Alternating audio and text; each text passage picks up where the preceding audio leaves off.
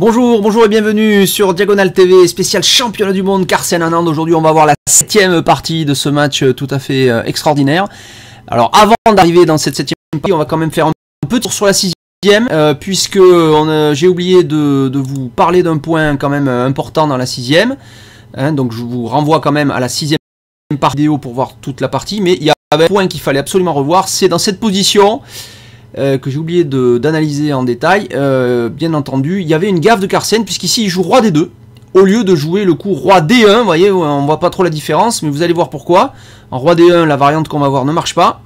Je vous laisserai découvrir très vite comment et pourquoi. Après roi D2, en fait, il y avait une astuce d'Anand qui lui permettait de prendre l'avantage, puisqu'il pouvait jouer cavalier prend E5, tour est attaqué par le cavalier par la tour. Si on fait tour prend cavalier, on perd la tour. Donc il faut prendre avec les blancs, il n'y a pas le choix. Puisqu'on a perdu un pion, il faut d'abord échanger, puis on se dit après on va gagner le cavalier. Mais ça marche pas, on peut pas reprendre le cavalier, puisqu'il y a cavalier prend C4, échec au roi. Et donc il faut rester au contact, essayer d'aller prendre ce cavalier avec les blancs, puisque si en cas de tour prend tour, on prendra le cavalier. Donc on va jouer roi D3, mais ça marche toujours pas. Évidemment on ne remet même pas un 5, puisque échec, puisqu'il y a tour prend, mais simplement regardez, cavalier B2, échec, et par miracle, ça marche très bien pour les noirs, puisque le roi blanc ne peut pas aller attaquer ce cavalier à cause des deux pions blancs ici.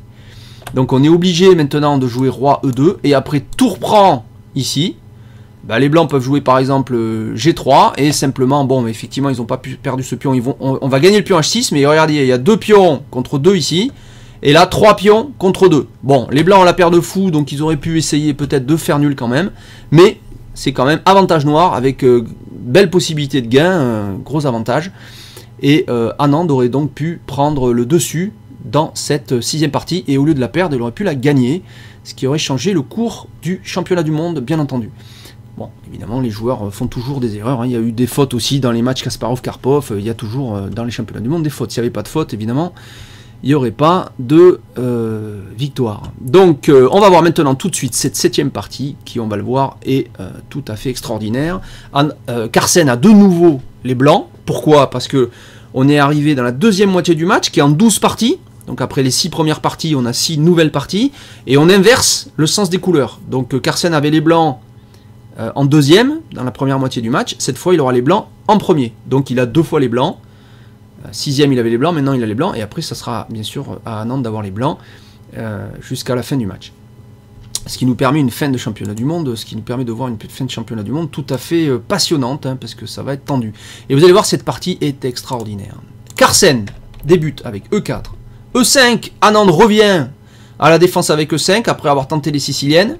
Ça c'est important à noter. Hein, donc il a peut-être pris le temps d'analyser cette variante avant d'y revenir. Ça arrive aussi dans les championnats du monde, ça, si on regarde les championnats du monde parfois. Donc il joue une ouverture bien préparée, mais quand il se rend compte qu'il y a un souci, il passe à autre chose avant d'y revenir. Le temps que la préparation maison se mette un peu à jour et qu'il vérifie un peu quelques variantes. Cavalier C6, normal, fou B5, possibilité d'espagnol, mais non. Anand revient à la défense de Berlin, qui lui avait quand même posé de gros soucis. Là, Carsen avait tenté le coup D3, rappelez-vous. Et D3 en obtenant une position qui lui allait très très bien. Donc petit roc, là l'idée c'est de mettre la tour vers le centre. Tout ça est connu depuis le match Kasparov-Kramnik de l'an 2000, où Kramnik avait remis au goût du jour cette variante face à Kasparov et lui avait posé d'énormes problèmes, puisque Kasparov n'avait jamais réussi à lui prendre un point. C'est une variante, vous allez voir, tout à fait spéciale, qui amène le jeu d'échecs dans des contrées tout à fait nouvelles avant ce match. Notamment une ouverture où les ordinateurs n'arrivent pas à évaluer correctement la position, puisqu'ils donnent un avantage important aux blancs, alors que les grands joueurs arrivent très souvent à l'annuler avec les noirs, à faire partie nulle. Donc les ordinateurs sont sous ce qu'on appelle l'effet d'horizon. L'effet horizon ordinateur, je vous laisse chercher ce que ça veut dire. Ils sont coincés par l'effet horizon. Voilà. Cavalier prend E4. Et là, regardez les blancs. Bien sûr, l'idée, c'est qu'à terme, on va mettre la tour en E1 pour essayer de ramasser ici sur la colonne. Mais il y a mieux que ça, on joue simplement D4. Là, si les blancs prennent ici en E4, c'est toujours possible. Hein. Là, par exemple, pion prend E4. Eh bien, on pourrait prendre en C6, par exemple, avec les blancs. ou simplement aussi jouer des coups comme tour E1, cavalier prend D4 avec des menaces sur E4. Ici, des menaces avec un clouage ici. Voilà, donc c'est quand même dangereux hein, ici. Mais c'est possible, pourquoi pas, on peut l'envisager. Mais c'est dangereux puisque très vite, si ce cavalier prend E4, par exemple, on menace tour E1, le cavalier cloué, et si on le protège, F3, gagne une pièce. Voilà. Vous voyez que ça va très vite, hein, dès que le roi est au centre, qu'il a pas roqué, et qu'on commence à perdre trop de temps à prendre des pièces. Hein. Très dangereux. Donc après D4, les noirs jouent plus prudent, cavalier D6, c'est normal, c'est classique, hein, c'est plus solide. On attaque le cavalier B5 pour lui poser un souci, et après fou prend. Si les noirs reprennent ce qui est naturel par le pion B pour amener un pion du centre, il se crée 3 îlots de pions. Et en plus, ils n'ont pas libéré tout de suite le fou C8. Donc pour cette raison, on peut aussi prendre du pion D. Ça arrive aussi dans l'espagnol, variante d'échange, où on prend comme ça et les noirs prennent du pion D. Alors, le désavantage de prendre du pion D, c'est que on a des pions doublés, bien sûr. Et après D prend E5, on a ici 4 pions du côté blanc contre 3 pions simplement du côté noir. Alors que là, les 3 pions ici font face aux 4 pions là. Ces 4 pions ne sont pas en mobilité supérieure à ces 3. En nombre, oui, mais pas en mobilité. Donc en mobilité, par contre, l'avantage blanc est net côté roi. Ça, c'est clair. Donc après D prend E5 dans cette partie. Cavalier F5. C'est le coup logique. Il n'y a pas tellement de cas. Regarde en B5, il est quand même assez mal placé. Puisqu'après A4, ben, il a plus de cases, tout simplement, ce cavalier. Il est perdu. Hein, regardez, si le cavalier vient en B5, il ne peut pas venir en C7, ne peut pas venir en A7. En D6, il est déjà pris. En D4, il y a le cavalier et la dame. Donc même si on échange les dames, le D4 est pris, puis en C3 ou A3, il est perdu. Donc vous voyez, déjà B5 c'est interdit. C4, bah, c'est pas terrible non plus, puisqu'on peut jouer B3, qui est souvent dans l'idée des blancs, c'est de jouer B3 et fou B2, donc on donne aux blancs la possibilité de gagner du temps. C'est pas une bonne idée. Donc F5 c'est un peu la seule case. Dame prend, roi prend, on a déroqué les noirs. Mais on va voir que les noirs s'en moquent un peu. H3 des blancs. Alors pourquoi H3 ? Ça paraît curieux parce que le fou va pas venir en G4. Qu'est-ce que c'est que ce coup? Ben H3 on prépare hein, simplement le plan des blancs. Regardez, c'est 4 pions contre C3. Donc des G4 et plus tard des F4, F5, etc. On va prendre de l'espace puisque c'est là que est notre avantage. C'est ici que se passe le jeu. C'est les blancs qui vont attaquer avec plus d'espace ici. Maintenant le fait qu'on a échangé les dames réduit disons la force de cette avancée. Et là regardez le coup étrange. Roi E8. Alors commenter ça c'est difficile, il y a plein d'autres coups possibles, hein, mais roi E8, bon. On vient protéger, ben, peut-être on veut éviter des cavaliers G5, vous voyez, suivi de F4, on a protégé, puis après on va menacer G4, on va prendre de l'espace. En jouant cavalier G5, on aurait gagné un temps sur le roi. Maintenant si on joue cavalier G5 avec les blancs, ben, H6 et tu reviens à la maison, soit E4, soit F3, et c'est pas, on n'a pas pu avancer. Donc cavalier C3, et là regardez, très joli. Non, c'est logique, hein, mais il faut savoir jouer cette position, c'est pas simple. Hein. H5. Alors l'idée d'H5, elle est double. Bah, je commence à empêcher éventuellement des G4, enfin en tout cas les freiner, échanger un pion H contre le pion G. Et aussi je libère potentiellement la tour en cas d'échange. Voilà. Donc maintenant c'est mieux, puisque là le problème quand on a le roi au centre, c'est d'activer nos deux tours. C'est-à-dire que nos deux tours qui sont en A8 et en H8, normalement, quand on a fait le roc, elles sont ce qu'on appelle liées. Et elles viennent au centre, où il y a des belles colonnes. Bon.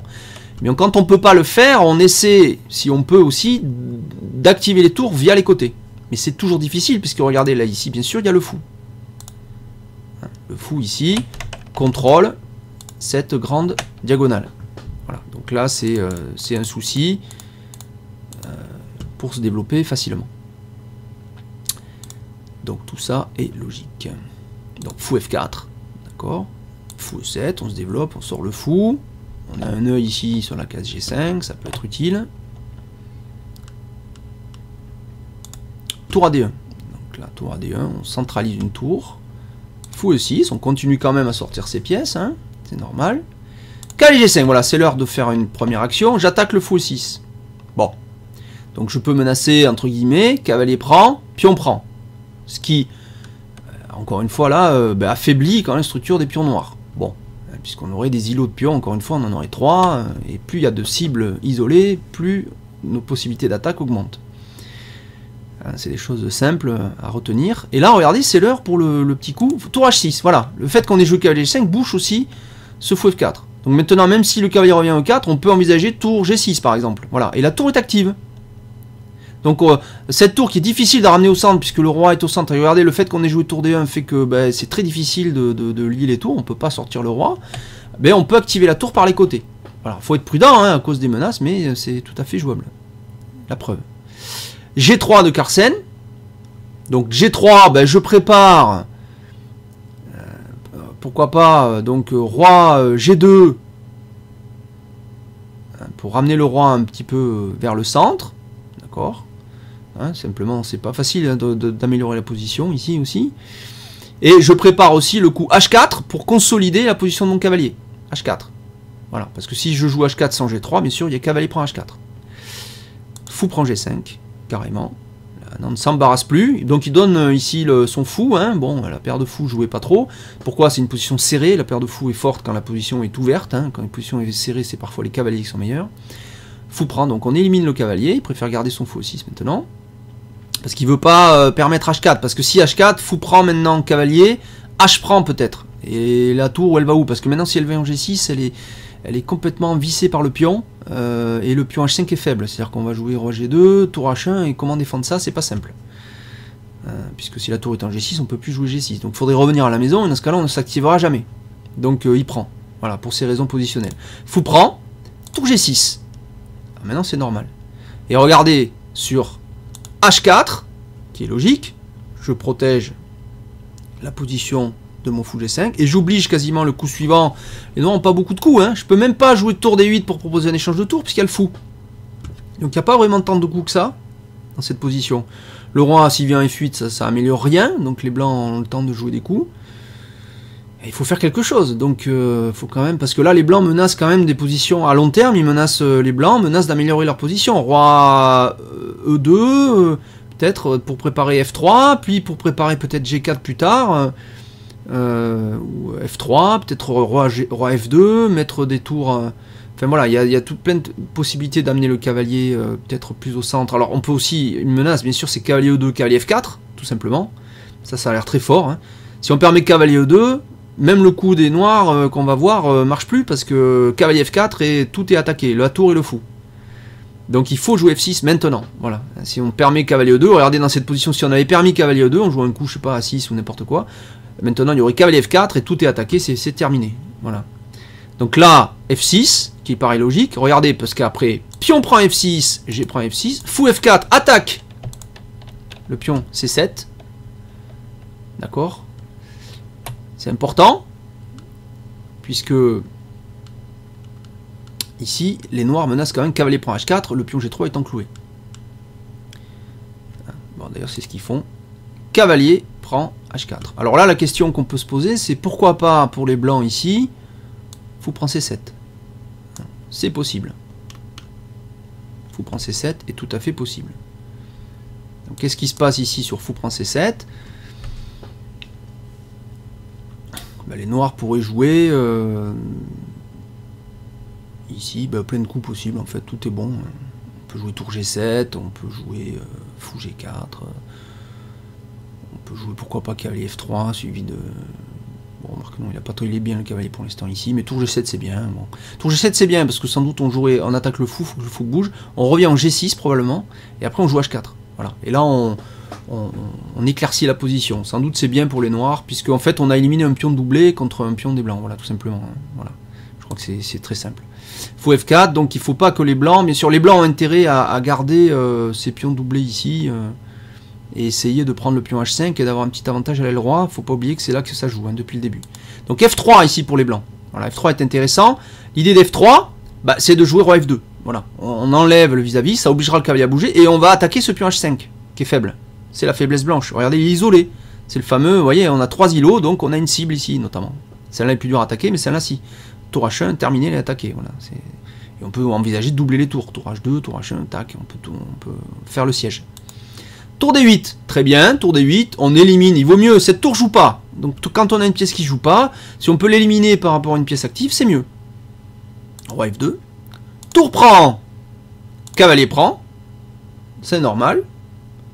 Alors pourquoi cavalier prend et par tour prend? Mais parce que Carsen, très certainement, veut recycler son cavalier en E3. Alors le problème de cavalier prend, c'est aussi que le fou E6 attaque à 2. Mais pour l'instant, il y a le cavalier H4 qui est attaqué, faut pas oublier. D'accord? Donc, cavalier F5, logique. A noter que G3 est bien protégé par le fou, il n'y a pas de problème. Tour H1, voilà, Carsen n'a pas peur de fou prend A2. Il attaque H5. D'accord? Donc les noirs prennent quand même A2. Et là on peut se poser la question, qu'est-ce qui se passe sur B3? Parce que B3 enferme le fou, et ensuite cavalier C3 le gagne. Mais B3 ne marche pas, et simplement on joue fou B1, C2 est attaqué. D'accord? Et si on joue cavalier E3 pour protéger C2, simplement cavalier prend cavalier, roi ou reprend, et puis fou prend C2, c'est terminé, les noirs ont l'avantage. Donc non, on ne peut pas jouer B3, ça ne marche pas. Cette fois, le fou prend A2, ici, il marche. Mais il faut toujours avoir ça en tête, hein, quand on joue ce genre de coup. Tour prend H5 de Carsen. Donc ça y est, on a pris le pion. Donc là, bilan des courses, on se retrouve dans la position, je dirais, fondamentale de cette ouverture. C'est-à-dire qu'ici, 4 pions, dont un doublé face à 2, et ici 2 pions contre 1. Donc, en termes de pions purs, les blancs sont moins bien. Simplement, le pion A7 est attaqué. Les 2 pions contre 1, c'est quasiment un pion passé potentiel. Les blancs peuvent pénétrer sur la 7e ou la 8e, faire des échecs et aller affaiblir ça. Si ça tombe, l'avantage va être énorme. Donc c'est les noirs enfin malheureusement non, mais c'est les noirs qui sont sous pression dans cette position. Je vais dire malheureusement. Donc ici, fou E6. Il revient, Carsen, en E6, pour protéger le cavalier F5, qui est sans doute sur sa meilleure case. C'est le problème, hein, c'est qu'il faut garder une bonne case. Alors là, on peut se poser la question de ce qui se passe sur fou prend C7. Ça a l'air bon, fou prend C7. Fou prend C7. Que se passe-t-il sur fou prend C7? Tout à fait jouable. Alors, à noter que c'est pas très grave pour les noirs, c'est pas une mauvaise nouvelle absolue, puisqu'on a 3 pions contre 2, et ici 2 contre 1. Bon, ça c'est un premier point. Le deuxième point, c'est que ça force l'échange des tours. Tour H6. Voilà, tour H6, et là la tour, elle est obligée de prendre H6, cavalier prend, finale de pièce mineure, avec pas d'avantage vraiment, là, les 2 pions contre 1, s'il y a les tours en moins, ici, bon, c'est un pion passé qui sera contrebalancé par un pion passé de l'autre côté. Donc c'est pas, il faut garder l'avantage positionnel, et c'est pas comme ça qu'on va le faire. Donc il joue plus précis Carsen, il joue G4, voilà, G4, on bouge le cavalier forcé, donc la case H6, ne sera plus attaqué. Donc le coup c'est cavalier D6. Il faut empêcher maintenant, il faut prendre C7. Puisqu'on ne peut plus échanger les tours maintenant. D'accord? Donc ici maintenant, regardez, tour H7, continue de faire pression sur le pion faible ici. Hein. Alors si ça tombe tout seul, attention, parce que la tour, le cavalier ce sera obligé de bouger parce qu'il est attaqué, et il y a tout qui tombe après. Hein, donc il faut absolument faire quelque chose. Donc là, joli, regardez, hop, même astuce, cavalier F7, très joli. Très joli parce que c'est la même idée. Sur fou prend C7, tour H6. Maintenant, le fou contrôle plus H6. Et si roi G7, roi F8. Et la tour est éliminée. Si la tour est éliminée, 2 contre 1 et ici 3 contre 2, bon, il n'y a plus rien. Hop, cavalier E3. Tranquillement. Donc on empêche l'échange des tours. Cette tour, bien sûr, est plus active que la tour G6. C'est comme ça aussi qu'il faut noter si les échanges sont intéressants. Pour les noirs, c'est intéressant d'échanger une tour peu active face à une tour active. Pour les blancs, non. Voilà. Roi D8 protège simplement le pion C7. Alors, regardez comme la défense des noirs est précise ici. Hein. Cavalier F5. Amélioration de la position du cavalier. A noter que la prise ici serait sanctionnée par probablement pion prend tout simplement et ça perd une pièce. Voilà. Puisque la tour est attaquée et le cavalier. C5, voilà, c'est l'heure pour Anand de jouer la position de la berlinoise, la position de défense. Alors, elle consiste à jouer C5 ici. Regardez, ce pion va jouer contre ce fou, hein, on met les pions sur noir. On va jouer B6, roi C8 et roi B7. Ce roi protège très bien cette forteresse, et vous allez voir que c'est fondamental. Cavalier G3. Il revient ici, Carsen, il travaille, hein, il travaille. Cavalier G3, je peux menacer de venir par exemple en H5 pour faire pression sur F6. Je peux jouer fou D2, fou C3 pour attaquer F6, pourquoi pas. Mais je peux aussi venir en E4, attaquant C5 et attaquant F6 aussi. Tout ça est faisable. Bon, ceci dit, il y a aussi des F5 qui simplifieraient la position. Hein. Mais on aura un pion passé, attention. Hein. Cavalier G3, donc est quand même possible. Voilà. Cavalier E5. Alors notez que le cavalier en venant ici permet à la tour d'attaquer C7, mais il bouche l'action du fou. Donc voilà, il n'y a toujours qu'une seule pièce qui attaque C7. Il y a un défenseur, tout va bien.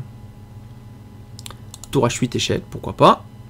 Pas forcément le plus précis ici. Tour H8, bon, c'est pas un mauvais coup. Hein. Tour H8 échec, bon évidemment il y a la 8ème ici. Hein. Donc on peut venir affaiblir les pions peut-être. En tout cas on pose la question au roi. Voir le coup d'Anand, c'est-à-dire tour G8. Et là regardez, astuce de Carsen, très jolie. Après ce tour H8, fou prend. Et maintenant si les noirs prennent H8, fou prend F6, échec, et je récupère. Donc ça force la réponse des noirs, F prend. D'accord. Et maintenant, tour H5, aïe. Alors, est-ce que Anand avait prévu ça? Vous voyez, ça perd le pion. Alors évidemment, si on perd le pion là sans compensation, ça va être très dur. Et regardez, alors magnifique défense d'Anand, énorme. Mais alors ça va nous amener très très loin. Donc c'est une partie d'anthologie. Fou prend G4. Extraordinaire. Sacrifice de fou.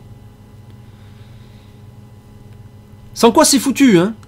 C'est-à-dire, alors est-ce qu'Anand avait tout prévu sur tour H8, tour G8 je ne sais pas. Hein, parce qu'on a vu qu'à la 6ème, il avait raté quand même une combine. Hein, donc on ne sait jamais, on pourra le savoir que plus tard. Hein, s'il en parle et si et encore, si on croit ce qu'il dit. Donc je sais pas. Mais fou prend G4, c'est quand même énorme. Vous allez voir, maintenant, la partie va rentrer dans des eaux tout à fait inconnues. Donc là, les blancs, évidemment, on va pas prendre E5, puisque sinon, bon, la position... après tour F8, attaque le pion F3, la position sera équilibrée. Hein. Voilà. Donc, sur tour prend E5, tour F8. Bon. Donc là, Carsen prend le fou, il dit, bon, je vais essayer de gagner avec tour et cavalier. Alors évidemment, la suite, c'est tour prend G4, j'élimine le pion passé, enfin, très important d'éliminer ce pion, hein. Il faut le faire tout de suite. Et là, tour prend E5, très bien. Donc c'est l'heure pour le plan là qu'on a cité tout à l'heure, B6, d'accord, hein. Et après... Cavalier E4, tour H4, petit bilan des courses, les pièces ici sont centralisées, j'ai 4 pions contre 2, mais sur la même aile, j'ai pas de pion passé, donc pour pouvoir prétendre gagner, il faut quand même un pion passé à un moment donné, si vous voulez, hein. C'est ça le problème, parce que tour, alors faut savoir que tour et cavalier contre tour, c'est parti nul, il faut le savoir ça, ce qui n'est pas la même avec tour et fou contre tour, d'ailleurs vous avez... évidemment le Philidor 2014, la réédition du traité de Philidor, hein, que je vous invite à... évidemment forcément à lire, parce que Philidor c'est le grand ancêtre, le champion du monde officieux du XVIIIe siècle, le grand ancêtre du jeu d'échecs dans le monde et en France en particulier, avait analysé déjà la position tour et fou contre tour. Mais là c'est tour cavalier contre tour. Et là il faut savoir que celle-là elle est nulle, on peut pas, il n'y a pas de forçage de gain. Alors que tour et fou contre tour, bon la plupart, ça peut être nul aussi, mais la plupart du temps ça peut gagner, parce que c'est très difficile à défendre. Vous avez d'ailleurs Carsen qui a gagné une partie tour et fou contre Zvidler dans un blitz mémorable d'un championnat du monde de blitz à Moscou, que je vous invite aussi à voir. Et l'analyse de Philidor qui quand même date de 300 ans et qui est toujours valable, c'est tout à fait extra. Roi E2, tour H6. Donc là, pourquoi pas. En fait là les noirs maintenant vont attendre un peu ce que font les blancs. On va voir que c'est pas simple pour les blancs de trouver un plan. B3. Alors ici, les blancs vont avoir pour idée... Alors ils jouent B3. Pourquoi B3 d'abord pour avoir une case de sauvegarde du roi blanc. Parce que sur des échecs perpétuels, où va le roi? Si on n'a pas joué B3, c'est un peu embêtant d'aller en A2. Bon, bref. Donc tôt ou tard, on va vouloir envie de mettre en B3. Mais il n'y a pas que ça. C'est qu'on va vouloir jouer avec les blancs C4 pour mettre le cavalier en D5. Pourquoi? Il faut attaquer ce pion C7. Sinon, comment passer? C'est ça le problème, hein. C'est comment essayer de casser ça. Parce que le roi est là, il protège tout. Donc, voilà, tout est protégé. C'est très dur, c'est quasi impossible d'aller attaquer ce pion-là. On voit pas trop comment on pourrait faire. Hein. Même d'autant plus qu'il va sans doute venir en A6 avec un roi en B7. Le cavalier ne pourra jamais attaquer cette case. Vous voyez, C5, B4, tout est pris. À moins de venir en B8, mais il y a, enfin, même pas, il y a le cavalier. Donc on ne peut pas, avec tour et cavalier, attaquer la case A6. Donc la seule case qu'on peut attaquer à la base de la forteresse, c'est ce pion C7. Pour attaquer cette case, il faut mettre le cavalier soit en D5, soit en B5. En B5, comme on a dit qu'on allait sans doute jouer à 6, bon, mais B5 c'est pas très sécure. Il n'y a que D5. Attaquant ça et forçant les noirs à bouger. Il faut les forcer à bouger pour essayer de les affaiblir. Roi D7. Roi D2. Roi C6, regardez, tranquille, il va se mettre derrière sa forteresse. Cavalier C3, regardez comme il se presse pas. Vous voyez, déjà on prépare cavalier D5. D'accord? Suivi de C4. Et il est consolidé. Puis tour E7. Alors il faut faire attention. A6, on en a parlé tout à l'heure. A6, ben déjà on enlève la case B5. Hein, et comme le roi tôt ou tard sera en B7, tout ça est très très solide. Hein, voilà, c'est le problème. Et c'est le problème de cette structure de pion de la défense de Berlin. Et c'est pour ça que les ordinateurs ont beaucoup de mal à l'analyser, parce que pour eux, en termes stricts, et bon, c'est vrai que c'est d'un point de vue strictement visuel, c'est juste. Bah, il y a quand même tour et cavalier, hein, contre tour. Bon, le cavalier ça vaut 3, donc 3 plus 2 ça fait 5, et là il n'y en a que 4. Donc normalement avantage blanc, clairement, il y a avantage blanc, c'est sûr. Maintenant, l'avantage blanc c'est bien, mais est-ce que c'est gagnant? Les ordinateurs souvent ici justifient cette position avec genre plus 1 ou plus 2. Bon, mais plus 1 ou plus 2, c'est presque gagnant, mais en fait, vous allez voir que c'est pas si clair. C'est même pas clair du tout. Tour E4, tour H2 échec, roi C1, vous voyez, donc là, il y a des échecs, tour H1 échec, voilà, roi B2, hein, on justifie le coup B3. Regardez comme les noirs vont éviter d'affaiblir leur position sans raison, hein, ils avancent pas leurs pions, hein. Ces pions sont doublés, donc si on avance le pion B5, on se crée des faiblesses, C5 et surtout C5, une nouvelle faiblesse et avec C7. Tour H6, on revient à H6, on empêche un échec éventuel de la tour. Alors là, les blancs veulent aller en D5, ils peuvent pas. Je peux tenter tour E5, mais dans ce cas-là, peut-être tour D6 et j'empêche le cavalier D5. Donc de toute façon, pour jouer le cavalier en D5, tôt ou tard, il faudra jouer C4. Toute la manœuvre de Carsen va consister à faire ça. Cavalier D1, tour G6, attente, coup d'attente. Cavalier E3, je veux venir en D5. Encore une fois, la seule faiblesse, c'est ça. Tour H6. Tour E7. Ça y est, on met la tour sur la faiblesse. Regardez. D'accord. Tour H2. J'empêche C4. Pourquoi pas. Tour E6. Évidemment, ça permet tour E6 échec. Bon, c'est pas grave. Roi B7, ça change pas grand chose en fait pour les noirs. Roi C3. Bon, petite manœuvre. Il se dit, bah, je peux peut-être aussi venir en D3, jouer C4, mais c'est chaud, parce que si je viens en D3, C4, peut-être les noirs peuvent venir en B2, j'attaque le pion, puis après, revenir ici, simplement, et si le cavalier bouge en C7, il va y avoir des échecs partout, et le roi va être obligé de venir en A3. Mais si le roi vient en A3, il peut y avoir des menaces de mat. B5, B4 échec, roi A4, tour A2 mat. Je sais pas si je me fais comprendre, on va le voir tout à l'heure. Hein. Mais sur la colonna, il peut y avoir des maths aussi pour les blancs. Donc c'est pas si simple hein, pour les blancs de cacher leur roi. Parce qu'il faut jouer C4, cavalier D5, tour E7 en cachant le roi. Parce que sinon on se prend des échecs à perpétuel. Quoi. Donc tout ça est compliqué. Tour H4 à jouer. Roi B2, on prépare C4. Tour H2, j'empêche C4. Vous voyez hein, tout est là. Bon, cavalier D5 maintenant, puisqu'on a joué tour E6. Donc on peut jouer cavalier D5, attaquant C7. Alors là, la menace, c'est très clairement tour E7 maintenant. Tour D2. Magnifique coup. J'attaque le cavalier. On est d'accord. Je peux pas jouer C4 avec les blancs, puisqu'il y a clouage. Donc là, c'est un coup, vous voyez, donc là, cavalier D5 vient, mais vous voyez, c'est pas si simple de pouvoir jouer le cavalier sans jouer C4. Il aimerait bien Carsen, parce que il voit bien que s'il joue C4, il se prend des échecs. Donc, et qu'il peut pas cacher le roi facilement. Sans risquer de se faire mater lui-même. Parce que B5, B4 échec, roi A4, tour A2 mat. C'est chaud. D'où l'idée aussi A6. Hein. A6 sur roi A4, il peut pas venir en B5. Alors, tour D2, attaque. Alors, bon, cavalier F6, tour F2, roi C3, tour F4. Bon, pourquoi pas. Cavalier E4. A noter hein, qu'il n'a pas peur ici, je peux revenir juste ici. Il n'a pas peur de cavalier D5, puisque il va faire sans doute échec. Roi bouge, et puis il va revenir en D2. Et c'est la même. Hein. Donc cavalier E4, ils prennent leur temps. Tour H4, coup d'attente. Cavalier F2. Tour H2, revient à la même position, tour F6. Il essaye, Carsen, d'essayer de se jouer cette manœuvre sans jouer C4. Bon, on va voir qu'il va pas, il va se résoudre à le jouer C4. Tour H7, cavalier D3. Tour H3, clouage. On peut pas bouger déjà. Roi D2. Maintenant, tour échec. Tour F2. Alors évidemment, il ne faut pas échanger. Hein. Si vous échangez roi, cavalier, 2 pions contre tout ça, là, ça va perdre, hein, c'est sûr. Les blancs vont avancer avec roi, cavalier. Ils vont étouffer le roi noir. Ils vont gober les pions. Et à la fin, ils vont faire une dame. Tour H4, C4, ça y est c'est l'heure. Hein. Bon, Carsen se résout à jouer C4, il aurait pu le faire depuis longtemps. Hein. Voilà. Maintenant, à noter qu'il joue C4 au moment où les noirs ne peuvent pas harceler le roi, hein, puisqu'il y a la tour en F2. Bon. Alors maintenant il va jouer sans doute cavalier F4, cavalier D5. Si les blancs peuvent échanger les tours aussi c'est bien, donc cavalier D5. Après on peut jouer tour 2, tour 7, et les noirs peuvent pas s'opposer à la manœuvre, donc il va falloir tôt ou tard qu'ils avancent ces pions, donc c'est ça qui peut donner des chances aux blancs. Tour H3, roi C2, tour H7, j'empêche, tour F7 ici, cavalier B2, se presse pas à Carsen, regardez, hein, cavalier 2, pourquoi cavalier B2?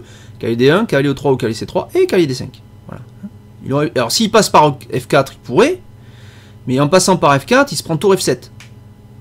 Ici, regardez, si on joue cavalier F4, tour F7, et on peut pas venir là, parce qu'il y a la tour derrière. Bon, donc ça oblige dans ce cas-là, d'ailleurs c'est pas simple, parce que comment sortir de ça? Il faudra avancer le roi, mais on a vu que si on avance le roi, on se prend des échecs. Si on perd le pion B3, ça va être nul aussi, parce que si on perd le pion B3 avec les blancs, bah, derrière B5, le pion C4 est éliminé, et comme on l'a dit, tour et cavalier contre tour, ça fait nul. Pas oublier ça en tête, donc il faut garder les pions, au moins un. Cavalier B2, tour H5, tour E2, tour G5, coup d'attente toujours. Hein. Cavalier D1, c'est l'heure. Hein. Tac, tac. Regardez le plan, c'est le même. Hein. B5, c'est l'heure.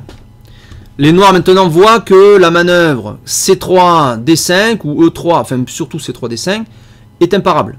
Donc si cette manœuvre est imparable, c'est l'heure pour les noirs de faire quoi? D'éliminer ces deux pions. C'est ça l'idée des noirs ici. Il faut éliminer ces deux pions. Si ces deux pions sont éliminés, qu'on ait des pions en plus ou pas, c'est pas grave, les blancs ont sans doute les moyens avec tour et cavalier d'aller prendre les pions restants, mais pas de faire mat. C'est bien le problème. Cavalier C3, attaque B5. Si les noirs prennent, c'est pas une bonne idée, c'est pas une bonne nouvelle. Pion prend, c'est pas du tout. Pourquoi? Parce que après pion prend, ce pion-là n'est plus échangeable par des pions. Or la tour pourra jamais arriver à le gagner, on va le défendre avec le roi, puis avec un cavalier, et après on va faire des manœuvres, on va réussir à gober les 3 pions qui restent. Ce pion sera imprenable.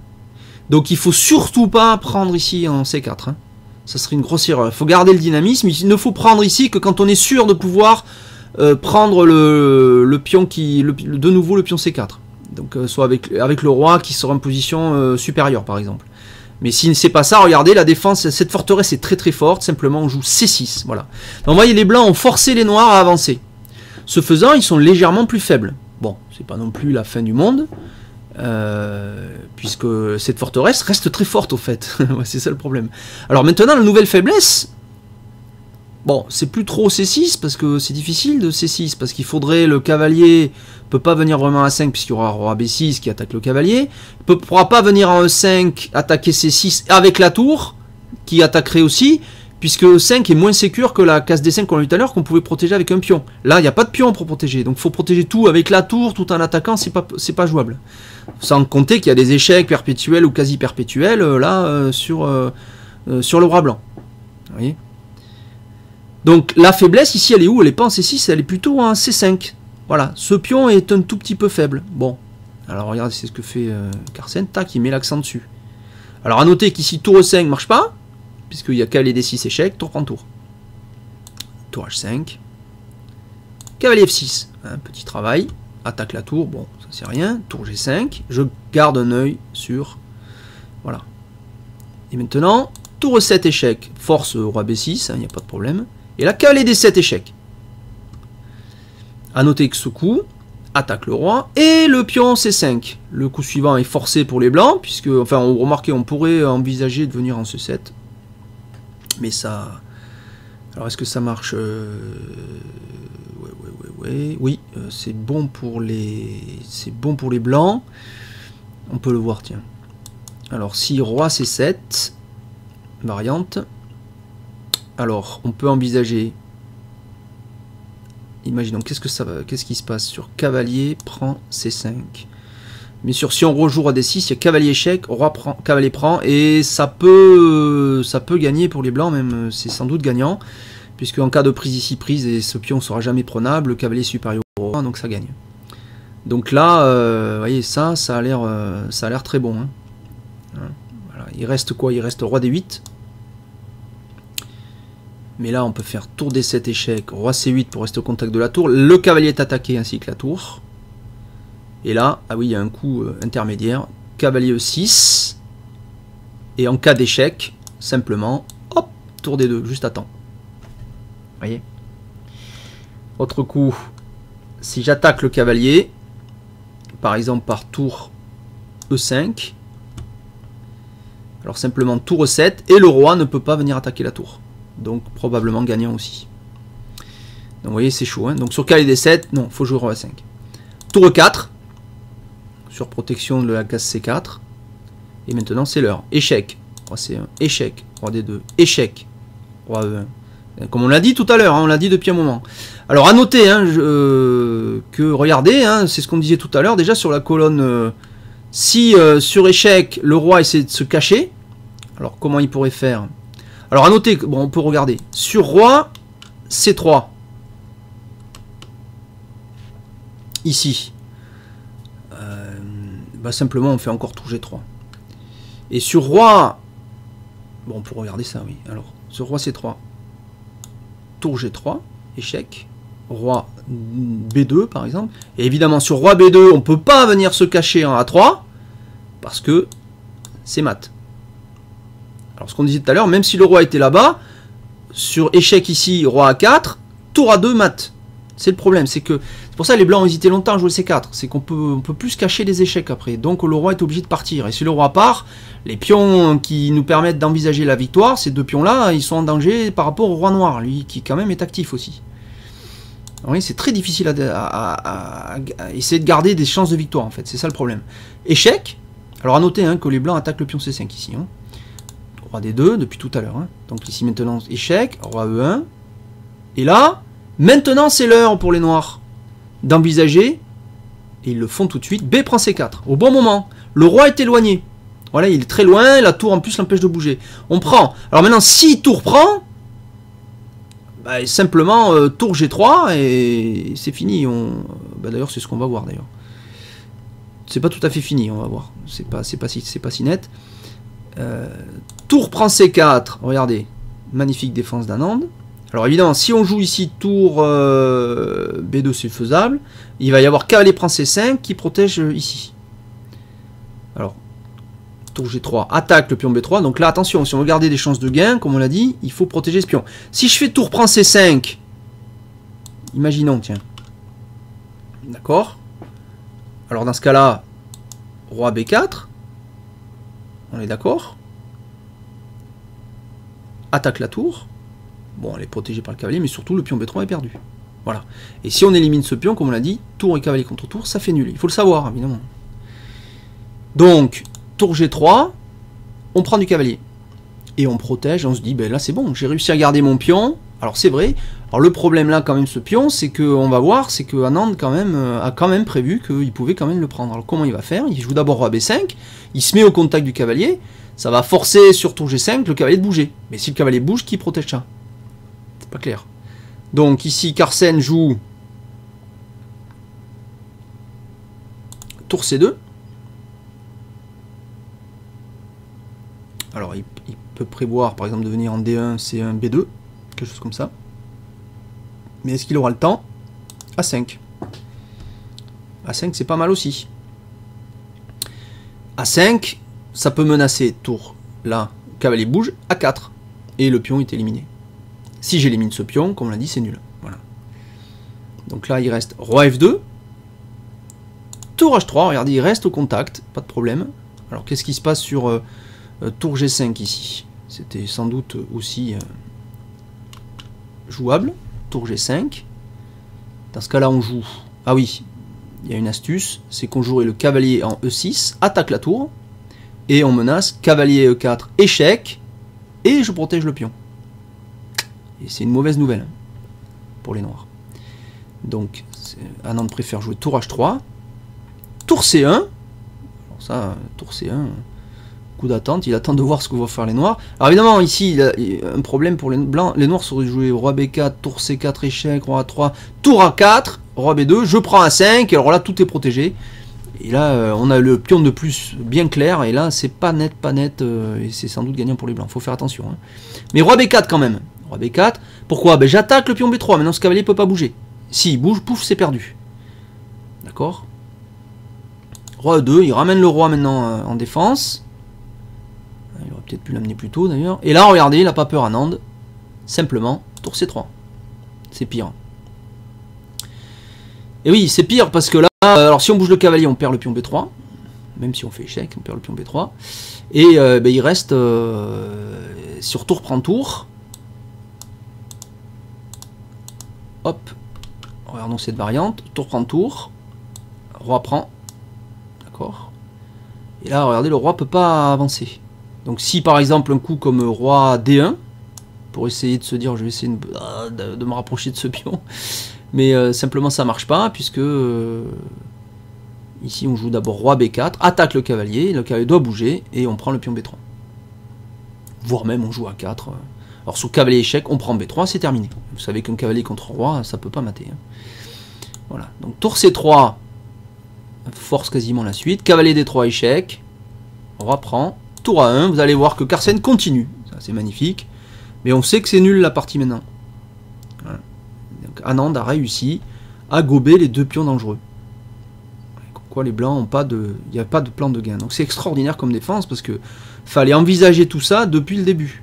Roi C4, cavalier F2, roi B5 protège les pions, mais vous allez voir que tour B1, échec, roi C4, on va avancer. Vous allez voir que les blancs implacablement vont prendre les pions de plus. Attaque la tour. On peut aller un peu vite maintenant, c'est pas la peine d'y passer. Regardez, bon, faut être précis avec les blancs. On va quand même. Regardez comme ils jouent quand même. Hein, si on est un championnat du monde. Bon, là, à la limite, le seul qui peut gagner, c'est les noirs. C'est-à-dire que tour et cavalier contre tour, ça gagne pas. Mais les deux pions là, s'il y en a un qui fait dame, ben, tour et pion contre tour. Alors là aussi, la position de Philidor. Le Philidor 2014, je vous invite, parce que Philidor, là aussi, dès le 18e siècle. À analyser la position tour et pion contre tour avec la fameuse position de Philidor, extraordinaire. Donc imaginez comment Philidor pouvait déjà vous démontrer qu'on pouvait gagner cette position. Alors, position de Philidor, on peut la gagner ou faire nul, mais il faut connaître la position qui permet de gagner ou de faire nul. Voilà. Et parfois ça se joue à qui a le trait. Vous voyez. Et il faut faire attention. Cavalier C3 échec. Donc il faut être précis, mais bon, à ce niveau-là. Là, ici, on sait que la position sera nulle parce que le roi, si vous voulez, est devant le pion. Et on peut, justement, obtenir la position de Philidor. Mais les noirs peuvent gagner, là. C'est eux qui ont le pion de plus, qui peuvent faire dame. Roi B6. Donc, faut faire attention, mais regardez, voilà, ça y est. Hein, le pion A3 est perdu. Il ne peut pas venir en A2. Hein, le cavalier, évidemment, et la tour permettent de gober les pions. Cavalier prend, tranquillement, échec, tac, échec, roi B3, échec, cavalier C3. Tour A3, tour H3, échec, roi C7, tour G4, tour H7. Bon, c'est instructif parce que ça permet de voir comment gober les pions avec une pièce de plus. Évidemment, il faudra à chaque fois prendre quasiment avec le cavalier, parce que, et en étant protégé de la tour, voire du roi aussi, pour éviter que la tour adverse échange la tour. Si on veut gagner, il faut éviter l'échange de tour. Bien entendu. Donc il faut prendre les pions avec la pièce mineure la plus faible, ici le cavalier. Échec, roi C7. Regardez, il avance le roi ici, sans qu'un échec soit possible, au contact du pion. Roi D7, roi B6, regardez comme il gagne du terrain.